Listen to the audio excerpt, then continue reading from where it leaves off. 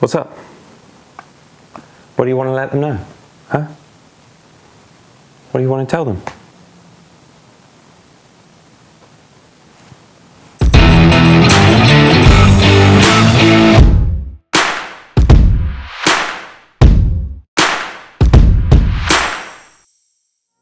Hey guys, welcome back to About Coffee, where we're going to be jumping into another recipe and I'm going to run you through it in 2 minutes. This one's not bothered, so let's put 2 minutes on the clock and let's get going.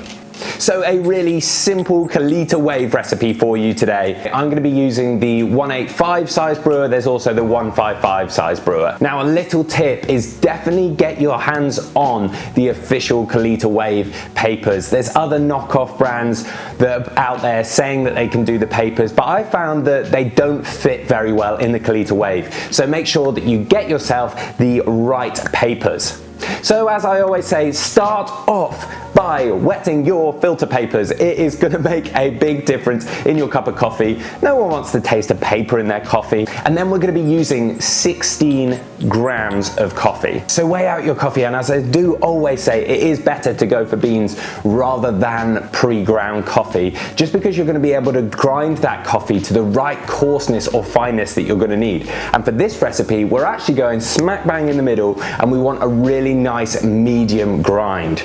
So 16 grams of coffee, bung that into your Kalita Wave, make sure you've got a flat surface of coffee, and we are ready to pour. If you have a gooseneck kettle, definitely be using that. The smoother the pour with a Kalita Wave, the better. If you can keep a really consistent concentric circles going on with your Kalita Wave, you're always going to have a better brew. Let's do the bloom, which is where we're going to be releasing all those gases in your freshly ground coffee. So go ahead and start your timer and add 30 grams of water for this bloom. You probably want to finish your pour around 15 seconds and let another 15 seconds go by to let all those gases be released. So a total of 30 seconds for this bloom. So with the bloom complete, let's move on to the next part of the pour. What we're actually going to do is do a really slow and consistent pour throughout this. We're now going to add more water, and we're going to get to 200. Is that yawn?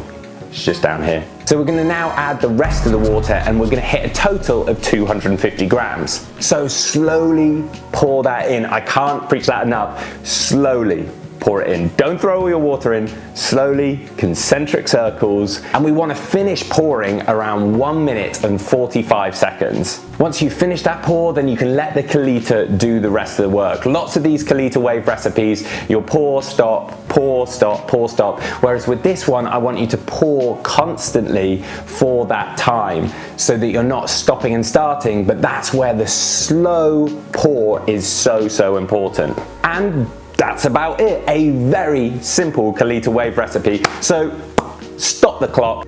You're an idiot. 16 grams of coffee, 30 gram pour for that first bloom in 30 seconds. Then pour the rest of your water up to 250 grams, finishing at 1 minute 45, and a total time of 2 minutes 30 for this whole brewing process.